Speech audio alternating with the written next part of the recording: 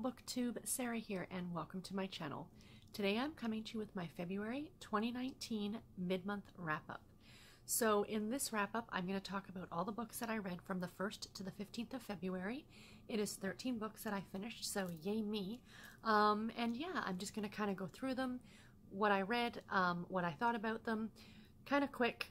I do talk about all these books, of course, in my weekly vlogs, but in case you don't watch those, this is a great way to kind of wrap up everything that I've read so far this month. So, like I said, 13 books. Let's jump in and get started. The first book that I finished this month was Fudge, Cupcake, Murder by Joanne Fluke. This is a cozy mystery novel. It is the 5th book in the Hannah Swenson series.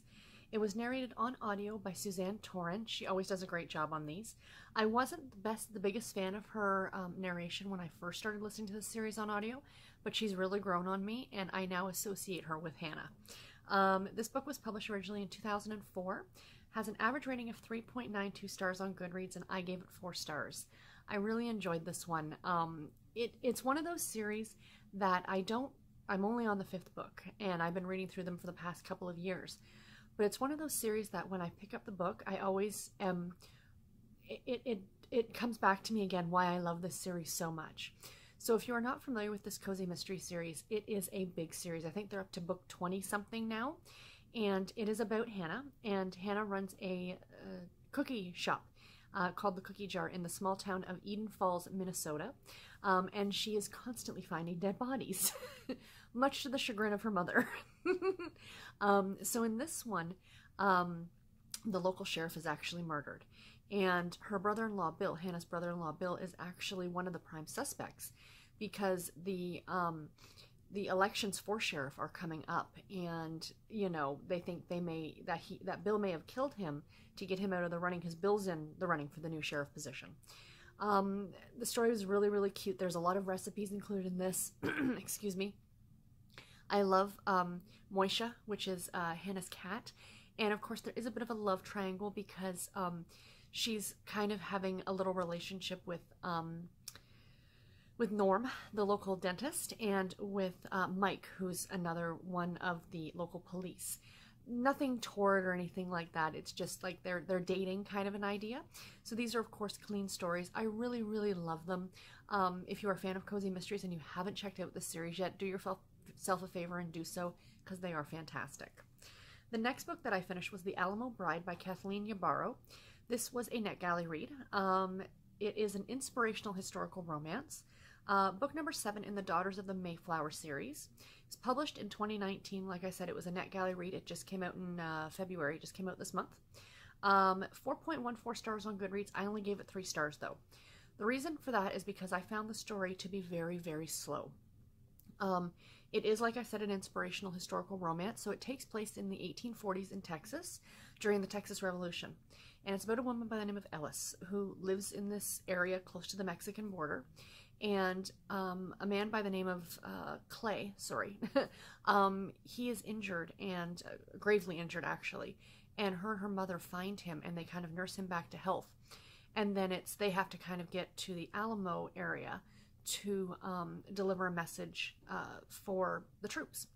Like I said, it was a good story. I liked the premise, and I really enjoyed I liked the characters. I just found it was very, very slow, and it wasn't until like the 70-75% mark of this book that it really picked up and the action kind of started to pick up. So I was a little bit disappointed in that, which is why I gave it 3 stars, but it was still a good book.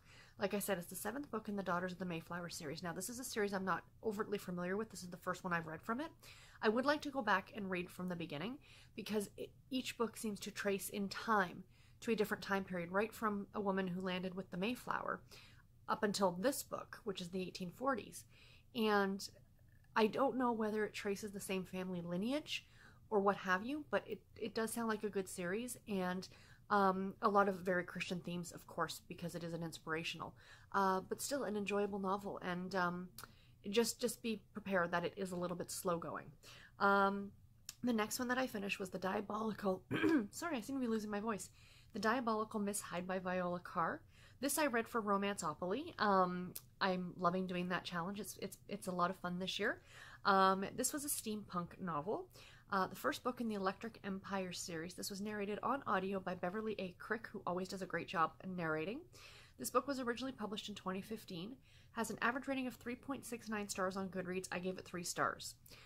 This is the first steampunk novel I've ever read, and I don't think I'm a fan of the genre. It's steampunk, for those of you who might not be aware of what that is.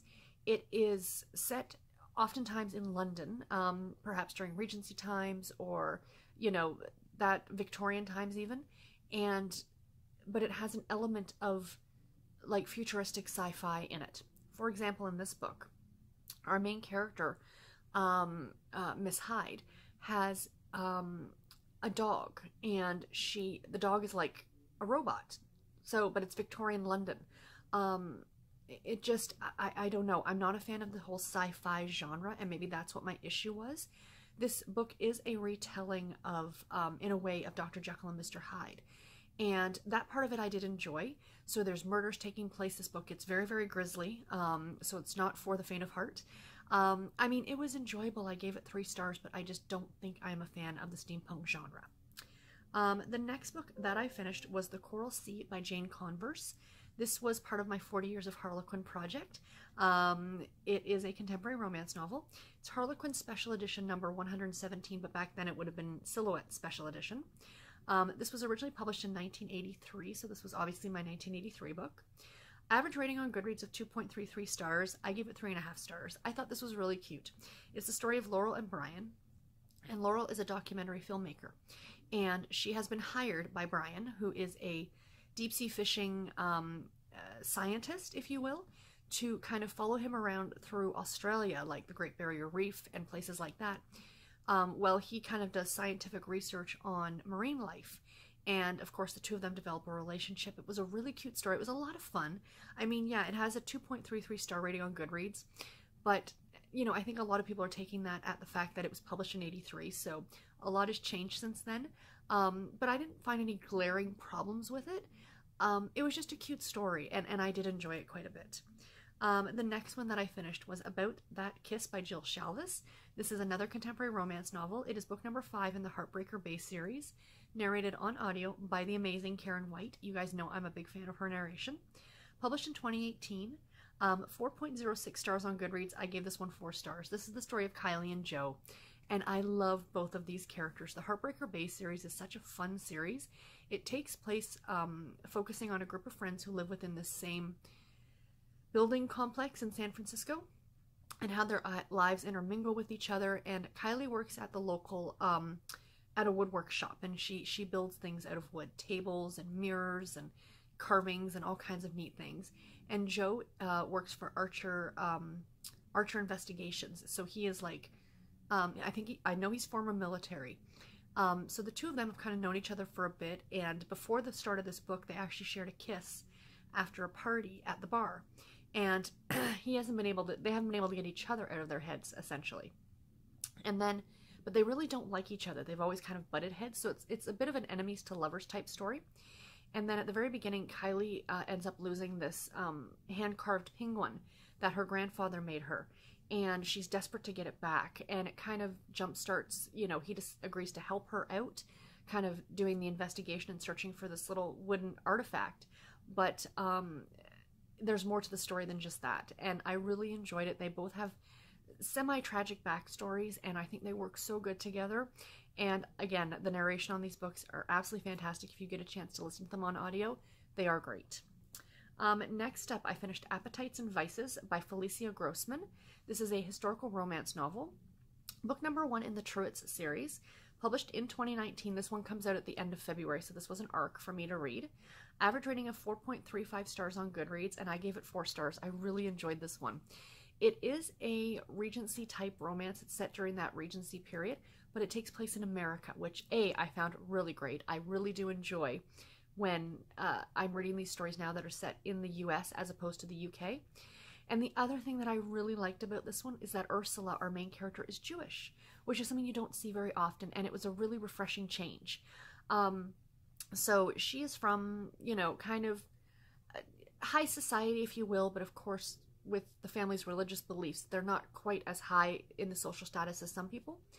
And one night, she meets a man by the name of Jay. Now, she is trying to win over this man named Hugo. I think his name was Hugo. And she wants to marry him because he can take her to those upper places in society where she wants to be. But his parents are kind of forcing him to marry outside of that area into a more political family. And she wants to show him and his family how wonderful she is and how great she can fit into the society. So Jay overhears all this and agrees to kind of help her out and pretend to be her fiance. And they go to Philadelphia from Delaware, and they start going to all these parties and stuff together to kind of show her off in a way. And then eventually they'll break off the engagement, and, you know, the story will kind of continue on from there. But Jay has an addiction that he's recovering from. You don't really find out what it is. You kind of have clues, but you don't necessarily find out what it is until more towards the end of the book. This book gets very, very hot and steamy, but it was so, so good. I really, really enjoyed it. And, you know, if you want something a little bit different than your atypical romance, historical romance novel, definitely check this one out. Next up, Made in America by Bill Bryson. The subtitle of this is An Informal History of the English Language in the United States. And this was, of course, a nonfiction book. It was narrated on audio by William Roberts.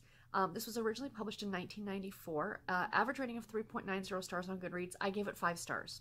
This is not the most perfect book, but I thoroughly enjoyed it. I am such a big fan of language. I love especially hearing about the English language. It is such a varied language, and we have taken so many words from so many different cultures and other languages. And this is essentially the history of the English language in the US. Now, I am Canadian, but, you know, we have adopted a lot of phrases and things like that from our neighbors to the south. And so, you know, I appreciated a lot of this even as a Canadian. But it's a really fun story. Bill Bryson has a great sense of kind of tongue-in-cheek humor, and it is throughout this entire book. So it traces, you know, timeline-wise from, you know, the landing of the Mayflower, and even prior to that with the Native Americans, and even the Vikings, who came well prior to the Mayflower. And, you know, how the language has evolved, where certain phrases have come from, where certain words have come from. And it's really, really fun. I thoroughly, thoroughly enjoyed it. Again, if you are a fan of history, if you are a fan of English language, if you're a fan of language at all, I absolutely recommend that you give this one a try, because it was really, really delightful. I seem to have been on a historical romance kick so far this month, and the next book I read was How Not to Marry an Earl by Christine Merrill. This is another, of course, historical romance novel. Book number 2 in those Scandalous Stricklands series. This is a Harlequin historical subscription novel number 490. Now, Harlequin Historical has their normal line, and then they had a subscription line that was only available originally to those who get the ebooks or the print books by mail, by subscription service. They are available for purchase now on Amazon. So I think they've done away with the subscription part of it now, but I'm not absolutely certain. But this is what this part of the series is from. This book was originally published last year in 2018. Average rating of 3.88 stars on Goodreads. I gave it 4 stars. I really liked this one. It was the story of Charity and Miles. And Miles was born and raised in America, and he finds out that he is like the last Earl for this earldom, or whatever it would be called. And he gets this letter saying that he has inherited this estate and this title and all these things. So he spends his last little bit of money that he has, and he travels to the UK and realizes that this estate that he's inheriting has nothing. There's no money. There were jewels that belonged to the family that went missing hundreds of years earlier. So he's kind of stuck between a rock and a hard place. He figures he's going to go in, try and acquire some things from this estate, like from the actual home itself, to sell so he can get back to America. You know, he doesn't care about the politics in the UK. He doesn't care about any of that, sitting in Parliament or anything.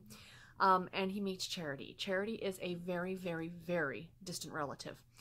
It's never explained in the book how they are related, and I appreciate that the author did that, because, you know, it would be a little weird, especially when the relationship part of it starts. But she's expected to marry him because, you know, he is the last Earl, kind of an idea. And so he lies to her right from the beginning of who he is, and he says he's the auditor and he's a friend of the Earl's. So she's actually lying to him as well, because she's also trying to find the jewels. And she's trying to find them because she wants to sell them and get some money for herself so she can go away and not have to marry anybody and just be by herself, which is really what she wants. She doesn't want to be forced into any kind of marriage. So the two of them are pretty much lying to each other throughout the majority of the book, which I don't agree with on principle, but it works for the story. And then, you know, things start to come to light at the end, and of course the hunt for the missing jewels, which is really fun. I enjoyed this one quite a bit. I like Christine Merrill's writing, and this one was a lot of fun, and a fun little different take on, you know, that bit of nobility and things like that in the UK. Next up, Barking Up the Wrong Tree by Jenn McKinlay. This is a contemporary romance novel. It is book number 2 in the Bluff Point series. This was narrated on audio by Allison Ryan, who really does a great job. Published originally in 2017, average rating of 3.87 stars on Goodreads. I gave it 3.5 stars. This is the story of Carly and James, and Carly, at the beginning of the book, has just lost her job and she's being forced to leave her apartment in Brooklyn, New York, to move back home in with her parents in Bluff Point, Maine. Her neighbor, an elderly neighbor, just passed away, and she left her an inheritance, and that inheritance were 4 animals: a goldfish, a lizard, a parrot that swears, and an elderly dog. So before she leaves Brooklyn, she ends up giving the reptile and the fish to 2 local boys in her building, who, you know, promised they would take very good care of them. And she takes the bird and the dog and she goes home. On her very first day back, she meets James, and he is a instructor, like a fitness instructor for elderly people, to get them up and get them active and more moving and things like that. And the two of them end up having a one-night stand, and that's all she really wanted. She's not into long-term commitment. And of course, he kind of starts to pursue her, and, you know, the story goes from there. I didn't love this one mainly because I didn't care for Carly so much. I found her to run very hot and cold. She had a lot of attitude. She just didn't know whether she was coming or going. All she wanted was this one-night stand. And then when he starts to pursue her, she's kind of like, back off, I don't want anything to, you know, I don't want any more. And literally the next night after their one-night stand, she's back at the bar trying to pick up somebody else. No, I don't agree with that so much.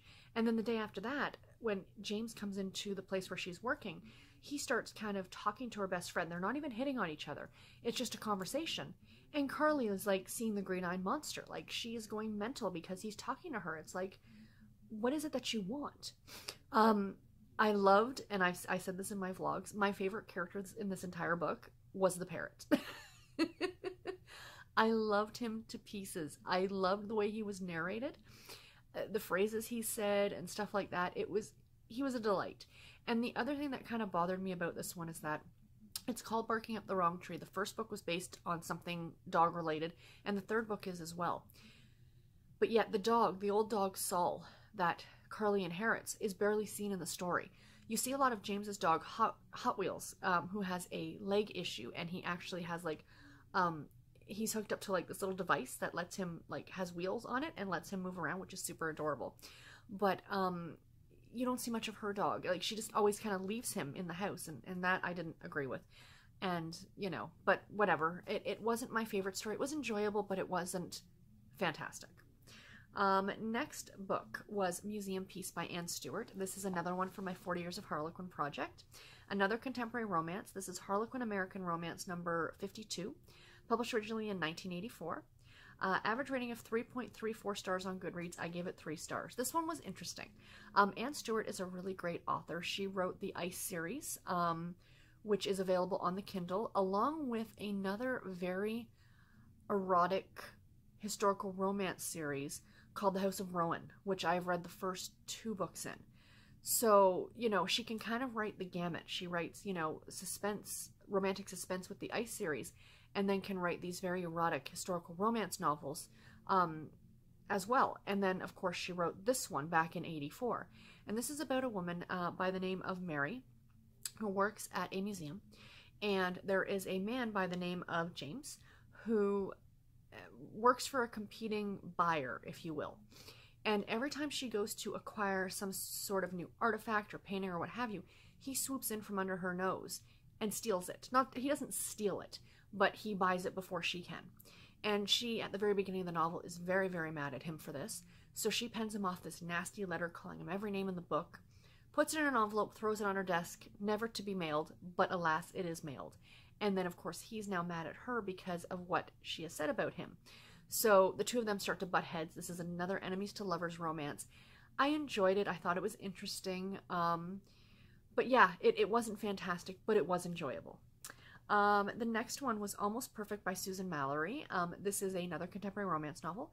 Book number 2 in the Fool's Gold series, narrated on audio, amazingly, by Tanya Eby. I love her work.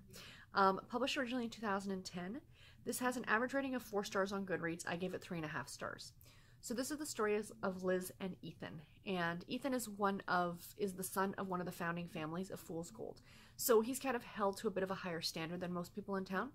And Liz was a girl from the wrong side of the tracks. And the two of them had a relationship in high school, and she ended up getting pregnant. When she had left town for family reasons, because her mother was quite mentally abusive to her, and she left town as soon as she graduated from high school. And then when she left, she realized she was pregnant, so she came back to tell Ethan, to find that he was in bed with another woman. So she, of course, went back to San Francisco and decided to just go on with her life. She had her son and starting to raise him, and then 5 years ago decided to come back again to tell him about his son. And when she does, she meets up with his wife, who says, oh yes, I will definitely relay the message. And then she gets a letter a few weeks later from Ethan saying that, no, I don't want anything to do with you or the kid, or don't ever come back to town. And now she's back in town because 2 nieces that she didn't know she had have contacted her. She's a very popular author. Have contacted her through her website saying that we need help. Their dad is in jail, and their mother or their stepmother took off on them and kind of left them by themselves. So she's back in town now to help out with these nieces, and of course she runs into Ethan. And yeah, this was not my favorite of the Fool's Gold books that I've read. I had major issues with every character in this book, mainly because none of them all of them bothered me at some point and annoyed me at some point. You know, Ethan was very self-righteous and how dare you, so was Liz. You know, both of them were at fault, but neither one of them wanted to back down. Ethan's mother got into Liz's face, you know, after her son said, just let me deal with it, and, you know, but still showed up and decided to get into her face about the whole thing and how horribly she treated her son, and we're going to take the boy away from you kind of an idea, as if she's a bad mother. You know, like, the son he's healthy, he's happy, you know, what more could you ask for? And then local people in town, when she's grocery shopping, are coming up to her, giving her grief for the way she treated Ethan. You know, it just, every character at some point annoyed me. I'm not saying they were all annoying all the time, but there were certain points when every single character annoyed me. So, again, not my favorite of the Fool's Gold, but it was an enjoyable read. It's Susan Mallery. She does a great job with these books. And yeah, like, if you're reading through the series, you know, don't skip it. It's not a bad book. Just be forewarned that a lot of people can't keep their nose out of everybody else's business, essentially. And second last book was All In by Shelley Shepard Gray. This was another NetGalley read. Another contemporary romance, book number 2 in the Bridgeport Social Club series. This one was published, of course, in 2019. It came out this month in February. Average rating of 3.76 stars on Goodreads. I gave it 4 stars. This one I was pleasantly surprised about. I requested on NetGalley because it looked cute. It's a contemporary romance. I love a contemporary romance, but I was not familiar with this author. But I read it and I loved it, and it was like a hidden gem kind of an idea. And this is the story of Ace and Meredith. My one caveat is that I really didn't like his name. It was Ace Vance, and it just doesn't flow for me. I said this in my vlog, and it bothers me. I don't know why it bothers me, but it does. I'm sorry, I didn't like his name. And he is a single father of a boy by the name of Flynn. His ex-wife is around, but she's not exactly mother material. So the boy opted to come and live with his father, and they moved from Ohio, or were they? No, they moved from West Virginia to Ohio. So this book takes place in Ohio. And the Bridgeport Social Club is a monthly, I think it's a monthly poker game held by one of Ace's friends. So at the very beginning of the novel, Meredith has her backpack stolen on this, while she's on a bike path. She's pushed down, she's hurt, she's injured pretty badly actually. She ends up hitting her head. And Ace kind of happens to be there, and he comes to her rescue. And then the two of them kind of start to develop a relationship by kind of seeing each other and stuff. So you're getting not only their romance, but also the story of Finn, which is Ace's son, and his kind of relationship with the girl next door. It is super adorable, super cute. This was a relatively clean story too, so if that is something that you keep in mind with when reading these kind of books, I really, really liked it, and I do recommend it. Again, a great hidden gem. And the last book that I finished was A Night Like This by Julia Quinn. Another historical romance novel. This is book number 2 in the Smythe Smith Quartet series. Narrated on audio by Rosalind Landor. Love Rosalind Landor. Published originally in 2012. Average rating of 3.85 stars on Goodreads. I gave it 5 stars. This is the story of Anne and Daniel. And Anne has, in the last book, in the first book, at the very end, was asked to perform with the Smythe Smith Quartet. For those of you who are unfamiliar with Julia Quinn's work, this series is a spin-off series of the Bridgerton series, which is probably her most well-known and most famous. So the Smythe Smith Quartet musicale happens, like at least in every book of the Bridgertons, that, you know, society is sent to one of these musicales. And the thing is, it's made up of 4 cousins, or generally 4 members of the same family, 4 females. None of them can play an instrument. They are all horrific. Everyone knows it, they know it, but this still happens every year. So Anne is kind of brought in the first book at the very, very end to perform with the quartet because the one person couldn't. And so at the beginning of this book, it's that same musicale. And after it, she kind of takes off to kind of be by herself. She's a little bit embarrassed about, you know, having to perform because she's actually not a member of society. She is a governess. And she meets Daniel. And Daniel gets into a fist fight with the character from the first book. So they do kind of overlap. So it would be good if you read the first book and then kind of came into this one. Just because of that reason. Now, Anne has her own past that she's kind of hiding. And Daniel is kind of starting to court her, if you will. And it's a really cute relationship. Julia Quinn, my one thing about her that I've always said that I love is the way she writes dialogue.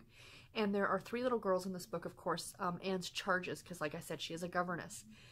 They are so adorable. They are so precocious and so just, oh, I love them. I think that they were some of my favorite characters in the books were these 3 little girls. And, you know, there's a great kind of mystery aspect to this as well with Anne's past. A lot of fun. Again, Julia Quinn. She is absolutely fantastic. So anyway, guys, those are all the books that I read for the first half of February. Please let me know in the comments below if you've read any of these books and what you thought about them, or what books did you read in February that you really loved. And until my next video, guys, take care and happy reading. Bye, guys.